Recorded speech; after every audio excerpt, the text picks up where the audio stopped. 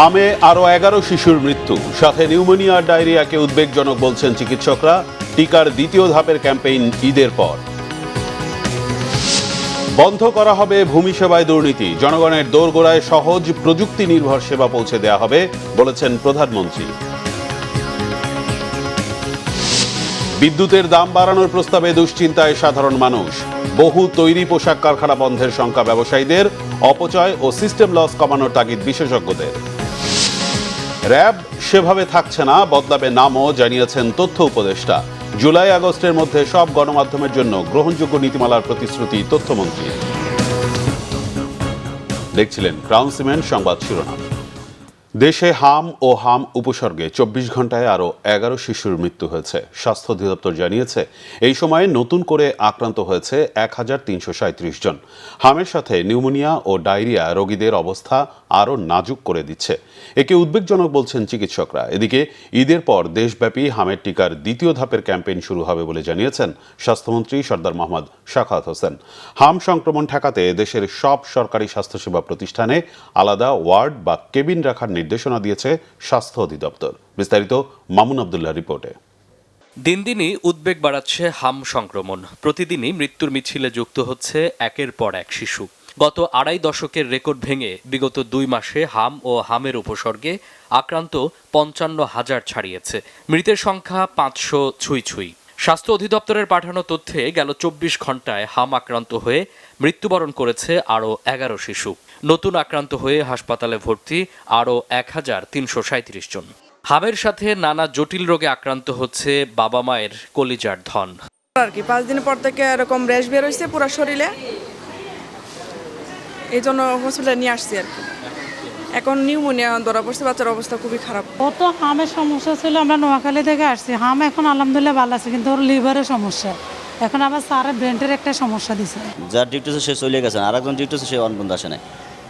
এটা রক্ত জমাট হয়ে গেলে বাচ্চাদের পরে কি করবে? আবার রক্ত নেবে? একটা বাচ্চার অসুস্থ বাচ্চার বারবার রক্ত দেওয়া কি সম্ভব? ডায়রিয়াও আপনার 5 দিন যাবত আর একদম সবুজ করতেছে, কিন্তু এখন আগের তুলনায় এটা একটু কমছে, কিন্তু জ্বরটা এখনো কমে নাই, আর জ্বর আছে আর র্যাশগুলো বাড়তেছে। নতুন উপসর্গে উদ্বিগ্ন চিকিৎসকরাও। একই সাথে তাদের ভাবিয়ে তুলছে বয়স্কদের হাম আক্রান্তের খবর। আইসিইউতে মাঝে মাঝে কিছুটা সংকট হয়। আইসিইউতে সংকট হয় কেন? কারণ আইসিইউতে তো আমাদের কন্টিনিউয়াসলি পেশেন্ট আপডেট হয়, স্টেপ আপ হয়, স্টেপ ডাউন হয়। আমাদের মায়ের বুকের দুধটা কিন্তু আমরা বলি লাইভ মিল্ক। লাইভ মিল্ক মানে হচ্ছে এটার মধ্যে কিন্তু জীবিত বিভিন্ন রকমের সেলস, ইমিউনিটি, বিভিন্ন অ্যান্টিবডি, সেগুলো কিন্তু আছে। এগুলো আপনি পৃথিবীর কোনো ফর্মুলা ফিডে, পৃথিবীর কোনো মানে আর্টিফিশিয়াল ফিডে আপনি চাইলেও এগুলো আনতে পারবেন না। এদিকে হাম সংক্রমণ ঠেকাতে সরকার কার্যক্রম আরও বাড়াচ্ছে। চলছে হামের টিকার দ্বিতীয় ধাপের ক্যাম্পেইনের পরিকল্পনা। সিরিজটার শর্ট আমার কিছু হয়েছে, অল্প কিছু, যেটা আমি আজকে কালেক্ট করে আমরা পাঠিয়ে দিয়েছি কিশোরগঞ্জ সহ কয়েকটা ডিস্ট্রিক্টে, এবং কালকে থেকে 11 লক্ষ পাবো। সারা দেশব্যাপী আরও সিরিজ দিয়ে দেবো। আমার সব আছে, দিয়ে যাচ্ছি নন স্টপ। এবং আবার আমরা সেকেন্ড ফেজ ক্যাম্পেইনিং ইনশাল্লাহ ঈদের পরে সিদ্ধান্ত নিয়ে, নাইটেকের সাথে সিদ্ধান্ত নিয়ে তাদের সাজেশন মতো আমরা আবার ক্যাম্পেইনিং শুরু করব। সরকারি সব স্বাস্থ্যসেবা প্রতিষ্ঠানে হাম ও সন্দেহজনক হাম রোগীদের চিকিৎসার জন্য আলাদা ওয়ার্ড ও কেবিন নির্ধারণে 5 নির্দেশনা দিয়েছে স্বাস্থ্য অধিদপ্তর। মামুন আব্দুল্লাহ, বাংলা ভিশন, ঢাকা। প্রধানমন্ত্রী তারেক রহমান বলেছেন, একটি ন্যায়ভিত্তিক ও আধুনিক রাষ্ট্র ব্যবস্থা গড়ে তুলতে স্বচ্ছ, জবাবদিহিমূলক এবং জনবান্ধব ভূমি ব্যবস্থাপনার বিকল্প নেই। তিনি বলেন, সেবা দেয়া জনগণের প্রতি করুণা নয়, বরং জনগণের সেবা নিশ্চিত করাই সরকারের দায়িত্ব। দুর্নীতিমুক্ত, হয়রানিমুক্ত, প্রযুক্তি নির্ভর ও নাগরিক বান্ধব ভূমি ব্যবস্থাপনা প্রতিষ্ঠা করতে সরকার কাজ করছে বলেও জানান প্রধানমন্ত্রী। রিপোর্ট করছেন সিকান্দার ইমান। রাজধানীর তেজগাঁয়ে ভূমি ভবনে ভূমি মেলা 2026-এর উদ্বোধন করে প্রধানমন্ত্রী তারেক রহমান বলেন, ভূমি জমি ব্যবস্থাপনায় যত বেশি আধুনিক ও প্রযুক্তি নির্ভরতা বাড়ানো যায়, জমি সংক্রান্ত বিরোধ নিষ্পত্তির পথও তত বেশি সহজ হয়ে যায়। প্রধানমন্ত্রী বলেন, জমি ব্যবস্থাপনার ক্ষেত্রে অনলাইন সুবিধা নিশ্চিত করার মাধ্যমে জমি জমা সংক্রান্ত দুর্ভোগ অনেকটা লাঘব হবে। জমি ব্যবস্থাপনার ক্ষেত্রে অনলাইন সুবিধা নিশ্চিত করায় আমি ব্যক্তিগতভাবে বিশ্বাস করি জমি জমা সংক্রান্ত দুর্ভোগ অনেকাংশেই লাঘব পাবে। একই সঙ্গে জমি জমা সংক্রান্ত বিরোধকে কেন্দ্র করে ভূমি অফিসগুলোতে মধ্যস্বত্বভোগীদের দৌরত্ব কমবে ইনশাআল্লাহ। চলমান এই ভূমি সেবা মেলা আধুনিক ভূমি ব্যবস্থাপনা এবং নাগরিকদেরকে নিজেদের দায় দায়িত্ব সম্পর্কেও আরও সচেতন করবে। প্রধানমন্ত্রী বলেন, সরকার পর্যায়ক্রমে একের পর এক নির্বাচনী ইশতেহারের প্রতিটি দফা বাস্তবায়নের মাধ্যমে জনগণের কাছে দেওয়া ওয়াদা পূরণের রাজনীতিকে এগিয়ে নিয়ে যাচ্ছে। আজ থেকে সারা দেশে 3 দিন ব্যাপী এ ধরনের ভূমি সেবা মেলার আয়োজনের মাধ্যমে সরকার জনগণের কাছে আরও একটি নির্বাচনী ইশতেহার পূরণ করতে যাচ্ছে ইনশাআল্লাহ। এভাবেই সরকার পর্যায়ক্রমে একের পর এক নির্বাচনী ইশতেহারের প্রতিটি দফা বাস্তবায়নের মাধ্যমে জনগণের কাছে দেওয়া ওয়াদা পূরণের রাজনীতিকে এগিয়ে নিয়ে যাবার চেষ্টা করছে। শুধুমাত্র জমিজমা সংক্রান্ত বিষয় নয়, প্রতিটি ক্ষেত্রেই জনবান্ধব কর্মসূচি নিয়ে সরকার জনগণের কাছে দায়বদ্ধ থাকতে চায়। ভূমি সেবা মেলা উদ্বোধন শেষে মহিলা ও শিশু মন্ত্রণালয়ের তত্ত্বাবধানে শিশু দিবাযত্ন কেন্দ্রে যান প্রধানমন্ত্রী। এ সময় তারেক রহমানকে কাছে পেয়ে ছোট ছোট শিশুরা আনন্দে মেতে ওঠেন। সিকান্দার রেমান, বাংলা ভিশন, ঢাকা। প্রধানমন্ত্রী তারেক রহমানের সভাপতিত্বে গুলশান বনানী বারিধারা লেকের উন্নয়ন ও পরিবেশ সংরক্ষণ নিয়ে গুরুত্বপূর্ণ বৈঠক হয়েছে। মঙ্গলবার সচিবালয়ে মন্ত্রিপরিষদ বিভাগে প্রধানমন্ত্রীর কার্যালয়ে এই বৈঠক অনুষ্ঠিত হয়। বৈঠকে গুলশান লেকের পানি দূষণ রোধ, পরিবেশগত ভারসাম্য রক্ষা, সৌন্দর্য বর্ধন এবং লেক কেন্দ্রিক নাগরিক সুবিধা বৃদ্ধি সহ বিভিন্ন বিষয়ে আলোচনা হয়। সংশ্লিষ্ট কর্মকর্তারা লেকের বর্তমান পরিস্থিতি তুলে ধরে টেকসই উন্নয়নের জন্য বিভিন্ন পরিকল্পনা ও উদ্যোগ নিয়ে তাদের মতামত দেন। বৈঠকে গৃহায়ন ও গণপূর্ত মন্ত্রী জাকারিয়া তাহের সুমন, স্থানীয় সরকার, পল্লী উন্নয়ন ও সমবায় প্রতিমন্ত্রী মীর শাহে আলম, প্রধানমন্ত্রীর মুখ্য সচিব ABM আব্দুস সত্তার, ঢাকা দক্ষিণ সিটি কর্পোরেশনের প্রশাসক আব্দুস সালাম, ঢাকা উত্তর সিটি কর্পোরেশনের প্রশাসক শফিকুল ইসলাম খান মিল্টন, প্রধানমন্ত্রীর সহকারী একান্ত সচিব আব্দুর রহমান সানি, রাজধানী উন্নয়ন কর্তৃপক্ষ রাজুকের চেয়ারম্যান ইঞ্জিনিয়ার মোহাম্মদ রিয়াজুল ইসলাম সহ সংশ্লিষ্ট মন্ত্রণালয়ের সচিব ও বিভাগের ঊর্ধ্বতন কর্মকর্তারা উপস্থিত ছিলেন।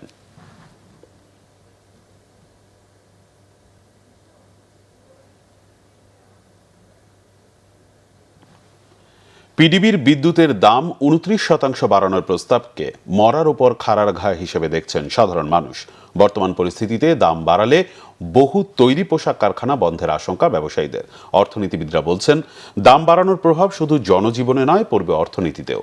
দাম না বাড়িয়ে বিদ্যুৎ খাতের অপচয়, সিস্টেম লস ও অযৌক্তিক ব্যয় কমানোর তাগিদ বিশেষজ্ঞদের। শুভ মাহফুজের রিপোর্ট। জ্বালানি তেল, LPG গ্যাসের দাম বাড়ার পর এবার বিদ্যুতের দাম বাড়ানোর উদ্যোগ নিয়েছে বাংলাদেশ বিদ্যুৎ উন্নয়ন বোর্ড PDB। ঘাটতি সমন্বয়ের কথা বলে বছরে 2 বার দাম সমন্বয়ের প্রস্তাবও সংস্থাটির। আগামী 1 জুন থেকে নতুন দাম কার্যকর করার আবেদনও করা হয়। এরই মধ্যে গ্রাহক পর্যায়ে সর্বোচ্চ 32% পর্যন্ত দাম বাড়ানোর প্রস্তাব দিয়েছে বিতরণ সংস্থাগুলো। নিত্য প্রয়োজনীয় জিনিসপত্রের চড়া দাম আগে থেকেই। এরই মধ্যে গ্রাহকদের ঘাড়ে বিদ্যুতের বাড়তি বিলের বোঝার দুশ্চিন্তা। চিন্তিত সাধারণ মানুষ। বাড়ায় দেওয়ার পরে এতে জনগণ ভুক্তভোগী হবে এবং আমি মনে করি সেটা সরকারের জন্য অনেক বড় ক্ষতি হবে। স্বাভাবিক একটা যে খরচ থাকে, বাজেট থাকে, বাজেটের চাইতে তখন আমাদের অতিরিক্ত খরচ হয়ে যায়, কিন্তু আয় তো সেই হিসেবে আমাদের বাড়তেছে না। বর্তমান পরিস্থিতিতে বিদ্যুতের দাম বাড়ানো হলে বহু কারখানা বন্ধের আশঙ্কা তৈরি পোশাক রপ্তানিকারকদের। দাম বাড়ানোর সিদ্ধান্তকে আত্মঘাতী বলেও মনে করেন তারা। যে 29% যদি এরকম বৃদ্ধির প্রস্তাব এটা যদি অ্যাকসেপ্ট হয়, তাহলে দেখা যাবে যে অনেক ইন্ডাস্ট্রির বিদ্যুৎ লাইন কেটে দিছে, কারণ সে বিল দিতে পারে না, কারণ এই দিতে পারার কথাও না। সে মনে করেন আমার একটা ইউনিটে মাসে 3 কোটি টাকা বিদ্যুৎ বিল আসে, তাইলে ওখানে স্ট্রেট 1 কোটি টাকার মতো বিদ্যুৎ বিল বেড়ে যাবে। তো আমি কি মাসে কি 1 কোটি টাকা প্রফিট করি যে ওই ইউনিটের মধ্যে বা ওই জায়গার মধ্যে, যে আমি 1 কোটি টাকা বেশি বিদ্যুৎ বিল দিতে পারবো, ফলে আমি থাকবো লসে এবং কয়দিন পরে আমার পুঁজি নাই, ব্যাংক দিব সব বন্ধ করে। বিদ্যুৎ খাতের সাথে উৎপাদন ব্যয়, ভোক্তার অধিকার ও অর্থনীতির নানা বিষয় জড়িত। তাই দাম না বাড়িয়ে কাঠামোগত সংস্কারের পরামর্শ অর্থনীতিবিদদের। বিদ্যুৎ খাতে এই ধরনের দাম বাড়ানোর যেই বাস্তবতা, এইটার তো বড় কারণটাই হলো যে এই খাতের ভিতরে যেই কাঠামোগত দুর্বলতা আছে। আমরা যেই ধরনের চুক্তি করে যেই ধরনের পদ্ধতি দিয়ে বিদ্যুৎ উৎপাদন করছি সেটা অনেক কস্টলি। সুতরাং ওই স্ট্রাকচারাল যেই আমাদের প্রবলেমগুলো আছে, জনগণ যেটা দেখতে চাইবে সেটা হলো নতুন সরকার এই কাঠামোগত দুর্বলতা থেকে বের হয়ে আসতে পারছে কিনা। বর্তমানে প্রতি ইউনিট বিদ্যুতের প্রকৃত উৎপাদন ব্যয় 8 টাকার বেশি না হলেও ব্যয় দেখানো হচ্ছে 12 টাকা। দাম না বাড়িয়ে অতিরিক্ত মুনাফা কমিয়ে যৌক্তিক ব্যয় নির্ধারণের তাগিদ জ্বালানি বিশেষজ্ঞদের। বাড়ানোর ব্যাপারটি অযৌক্তিক অন্যায় এই কারণে যে অযৌক্তিকভাবে 4 টাকা বেশি বাড়ানো হয়ে আছে পার ইউনিট বিদ্যুতে। আমরা প্রমাণ করে দেখাইছি যে 12 টাকা উৎপাদন ব্যয় বাড়ে, আসলে কম, আসলে 60 টাকার বেশি কোনো রকমই উৎপাদন ব্যয় হওয়ার কথা না। তো এই 4 টাকা যদি কমায় ফেলে তো সরকার 1 টাকা 29 পয়সা বা 1.5 টাকা বাড়ানোর প্রস্তাব তো আর আসে না। গণশুনানি করলে তো 4 টাকা কমিয়ে ফেলা যায়, এটা আমরা দাবি করছি বা এটা আমরা প্রমাণ করেছি। পিডিবির পক্ষ থেকে বিদ্যুতের দাম বাড়ানোর প্রস্তাব এখন গণশুনানির অপেক্ষা। তবে সাধারণ মানুষ চায় প্রস্তাবের নামে যেন তাদের উপর নতুন কোনো বোঝা চাপিয়ে দেয়া না হয়। শুভ মাহফুজ, বাংলা ভিশন, ঢাকা। নতুন আইনে র্যাপিড অ্যাকশন ব্যাটালিয়ন র্যাব আগের রূপে থাকছে না, পরিবর্তন হবে এ বাহিনীর বর্তমান নামও। এ তথ্য জানিয়েছেন প্রধানমন্ত্রীর তথ্য উপদেষ্টা ডাক্তার জাহিদুর রহমান। গণমাধ্যম ব্যবস্থাপনায় এক ধরনের অরাজকতার কথা উল্লেখ করে তথ্য ও সম্প্রচার মন্ত্রী জহিরুদ্দিন স্বপন আশ্বাস দেন, জুলাই আগস্টের মধ্যে হবে সকলের জন্য একটি গ্রহণযোগ্য গণমাধ্যম কমিশন। রিপোর্ট সৈয়দ আব্দুল মুহিতের। বর্তমান সরকারের 3 মাসের সার্বিক কার্যক্রম নিয়ে সচিবালয়ে সংবাদ সম্মেলনের আয়োজন করা হয়। এ সময় ফ্যামিলি কার্ড, কৃষক কার্ড, খাল খনন, হাম পরিস্থিতি ও জ্বালানি সংকট মোকাবেলায় সরকারের নানান পদক্ষেপ উল্লেখ করেন তথ্য ও সম্প্রচার মন্ত্রী জহিরুদ্দিন স্বপন। গণমাধ্যমের অরাজকতা বন্ধে শিগগির স্বাধীন গণমাধ্যম কমিশন গঠনের আশ্বাস দেন মন্ত্রী। গণমাধ্যম ব্যবস্থাপনার ক্ষেত্রে একটা অরাজকতা বিরাজ করছে এবং সকল অংশীদাররাই একমত যে আমাদের সকলের সর্বসম্মতভাবে এখানে একটা গ্রহণযোগ্য একটা রেগুলেশন থাকা দরকার, নট নিয়ন্ত্রণ, রেগুলেশন, যেটা আমাদের সকলের স্বার্থকে সংরক্ষণ করবে। এ সময় প্রধানমন্ত্রী তথ্য উপদেষ্টা ডাক্তার জাহিদুর রহমান বলেন, রাষ্ট্রের একটি এলিট বাহিনী থাকা প্রয়োজন। এক অর্থে সেইভাবে র্যাব থাকছে না এবং নামও সম্ভবত পাল্টে যাচ্ছে, সম্ভবত বলছি, কারণ এই ধরনের অপশন গতকাল মাননীয় স্বরাষ্ট্রমন্ত্রী জানিয়েছেন এবং তিনি সেটাও জানিয়েছেন যে এই আইনটা করার জন্য তিনি অ্যাক্টিভলি কাজ করছেন।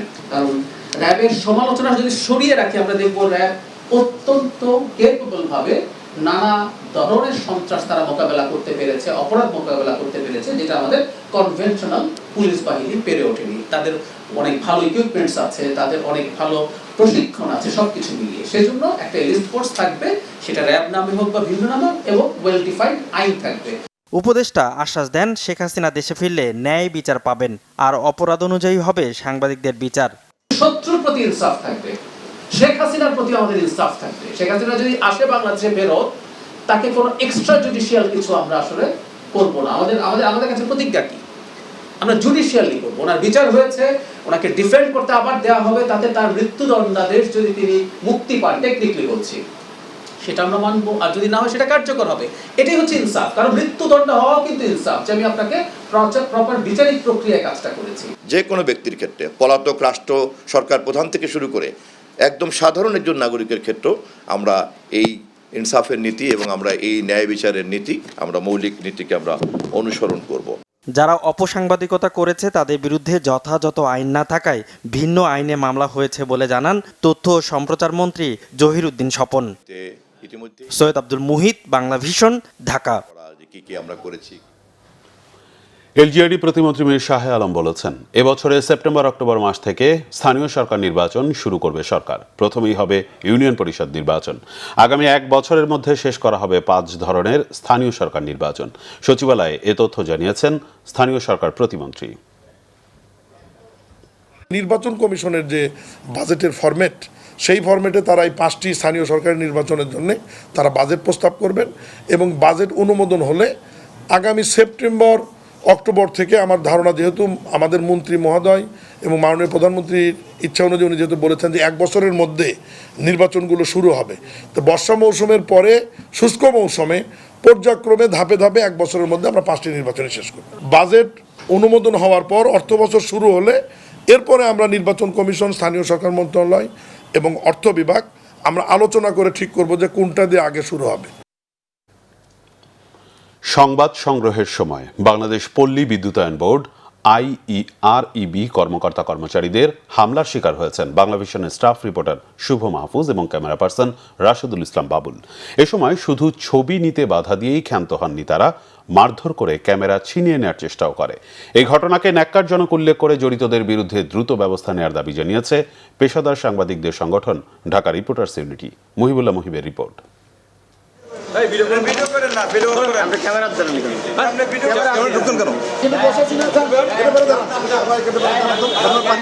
এভাবেই বাংলাভিশনের ক্যামেরা দেখে তেড়ে আসেন পল্লী বিদ্যুতায়ন বোর্ডের এই কর্মকর্তা কর্মচারীরা।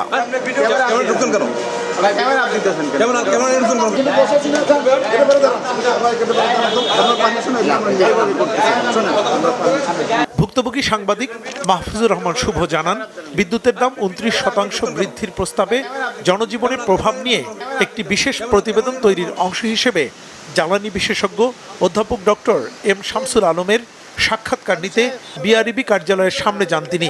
সাক্ষাৎকার নেওয়া শুরু হলেই বাধা দিতে আসেন সেখানকার কর্মচারীরা। এই অবস্থাটা নতুন সরকার আসার পরে আমরা যেটা দাবি করেছিলাম, আচ্ছা আপনারা এখানে কথা বলতেছেন কেন?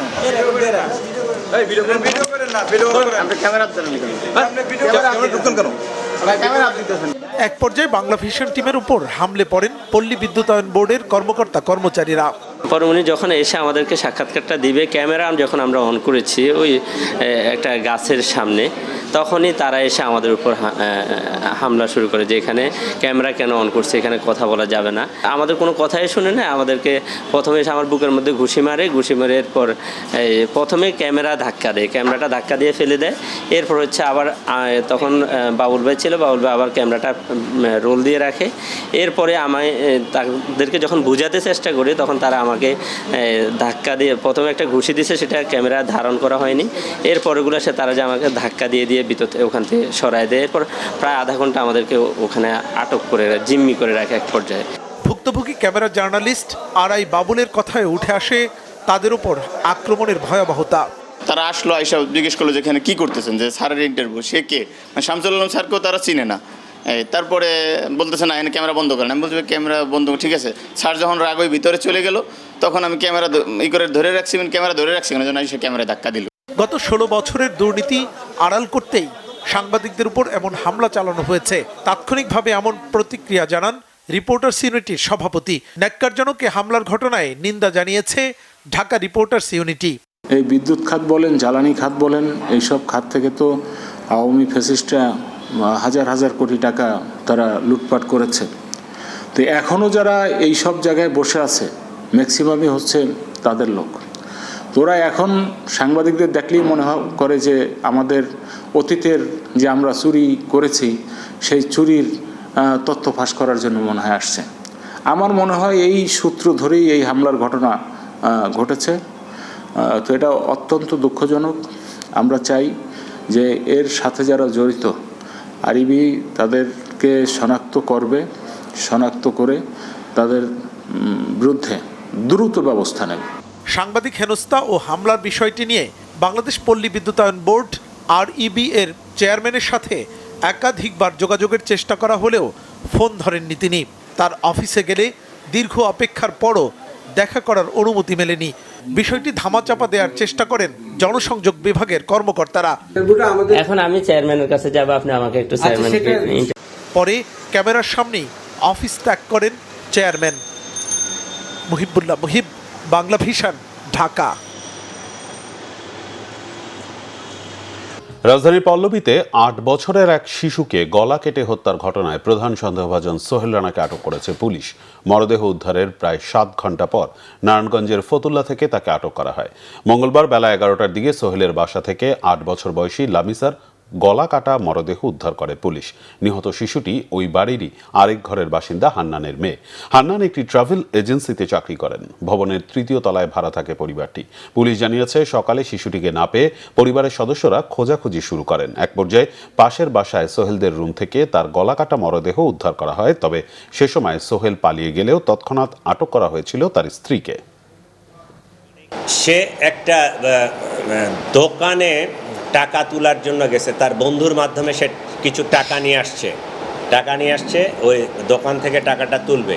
আমরা এইটা পিন পয়েন্ট করতে পারছি, ওই দোকানদারের হেল্প নিচ্ছি, ওইখানকার লোকাল পুলিশের হেল্প নিচ্ছি এবং আমাদের টিম দ্রুত ওইখানে হ্রাস করে আমরা তাকে ওই বিকাশের দোকান থেকে ধরতে সক্ষম হয়েছি। বিশ্ব আইবিডি দিবস উপলক্ষে বৈজ্ঞানিক সেমিনার ও সচেতনতামূলক র্যালি হয়েছে বাংলাদেশ মেডিকেল বিশ্ববিদ্যালয় গ্যাস্ট্রোএন্টারোলজির সোসাইটির উদ্যোগে। এতে প্রধান অতিথি ছিলেন বাংলাদেশ মেডিকেল বিশ্ববিদ্যালয়ের উপাচার্য অধ্যাপক ডাক্তার এফ.এম. সিদ্দিকী। অনুষ্ঠানে সভাপতিত্ব করেন বাংলাদেশ গ্যাস্ট্রোএন্টারোলজি সোসাইটির চেয়ারম্যান প্রফেসর ডাক্তার এ.কিউ.এম. মোহসেন। বিশেষ অতিথি ছিলেন প্রফেসর ডাক্তার এ.কে. আজাদ খান সহ ও উপাচার্যরা। সেমিনারে দেশের বিভিন্ন মেডিকেল কলেজ, জাতীয় গ্যাস্ট্রোলিভার ইনস্টিটিউট এবং বাংলাদেশ মেডিকেল বিশ্ববিদ্যালয়ের বিশেষজ্ঞ চিকিৎসকরা আইবিডি রোগীদের বর্তমান অবস্থা, চিকিৎসা সেবা এবং ভবিষ্যৎ পরিকল্পনা তুলে ধরেন। এতে আরও জানানো হয়, আইবিডি রোগীদের মানসম্মত চিকিৎসা ও সার্বিক সহায়তা নিশ্চিত করতে শুরু হয়েছে আইবিডি ফাউন্ডেশনের কার্যক্রম। ফাউন্ডেশনের প্রতিষ্ঠাতা চেয়ারম্যান ও সভাপতি প্রফেসর ডাক্তার দেওয়ান সাইফুদ্দিন আহমেদ বলেন, শুধু চিকিৎসা দেয়া নয়, আইবিডি রোগীদের একটি কর্মময় ও স্বাভাবিক জীবন নিশ্চিত করাই হচ্ছে ফাউন্ডেশনের মূল লক্ষ্য। এ লক্ষ্যে সরকার ও সমাজের সর্বস্তরের মানুষের সহযোগিতা কামনা করেন তিনি।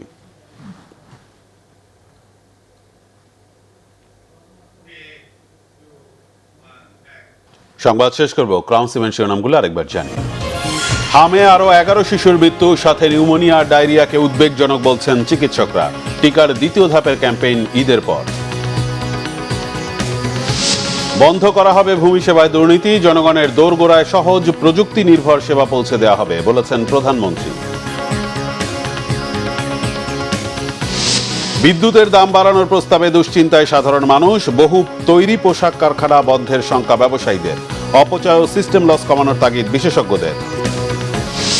র‍্যাব সেভাবে থাকছে না, বদলাবে নামও, জানিয়েছেন তথ্য উপদেষ্টা। জুলাই আগস্টের মধ্যে সব গণমাধ্যমের জন্য গ্রহণযোগ্য নীতিমালার প্রতিশ্রুতি তথ্যমন্ত্রী। এই ছিল এখনকার মতো। পরের সংবাদ সকাল 7:30টায় দেখার আমন্ত্রণ রইল। এছাড়া বাংলাভিশন সংবাদ ও সংবাদ সংশ্লিষ্ট অনুষ্ঠান দেখতে ভিজিট করুন www.bvnews24.com ও facebook.com/banglavisionnews এবং সাবস্ক্রাইব করুন youtube.com/banglavisionnews। ধন্যবাদ।